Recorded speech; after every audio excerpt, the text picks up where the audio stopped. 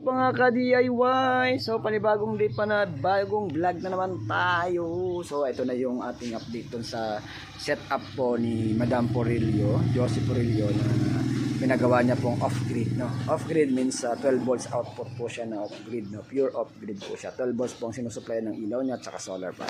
So tingnan natin mga ka-DIY paano ko ginawa, or hindi ko paano ginawa kasi tapos naman na, no?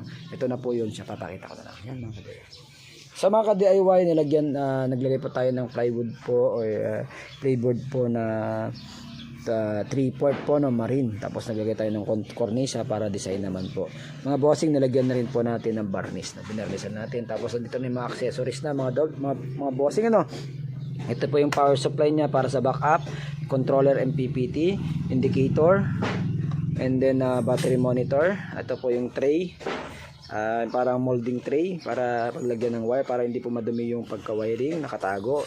Relay pong dalawa, LVD, and surge protection para sa kidlat and breaker niya. And dadagdagan po tayong dalawang breaker po dyan para sa battery and sa solar panel. So ito po yung terminal lug po na 12 pin. And then ito po is yung switch na bypass. So mga ka-DIY, no. So sundan nyo po ang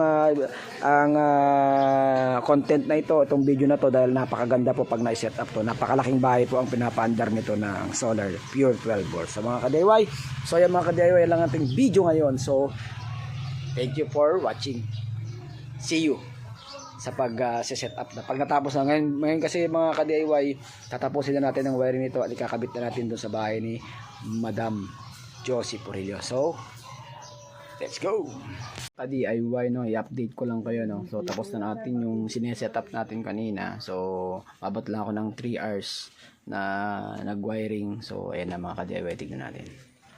So yan mga ka-DIY, yung MPPT na 450 watts po ang maximum ng solar panel na ipapasok. So legit yan, nasa TikTok shop natin mga ka-DIY.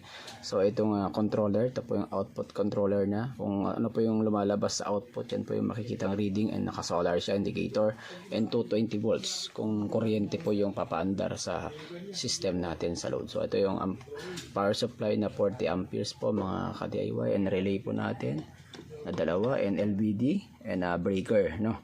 Ito po yung SPD yung sa kidlat, ito naman po sa AC para sa backup, and then ito po yung sinasabi nating bypass switch. So pag gusto mong isagad yung battery mo, hindi aandar yung LVD. So ito yung on off niya mga ka-DIY. So good naman mga ka-DIY.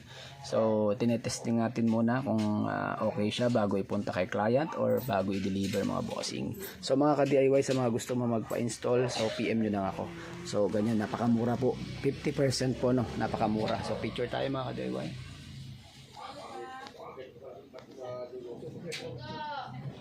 So yan mga ka-DIY, yan lang mga ka-DIY ang aking video. In-end ko na ito. So yan ang ating ang video ngayon. Thank you for watching. God bless. Ingat-ingat. Bye-bye.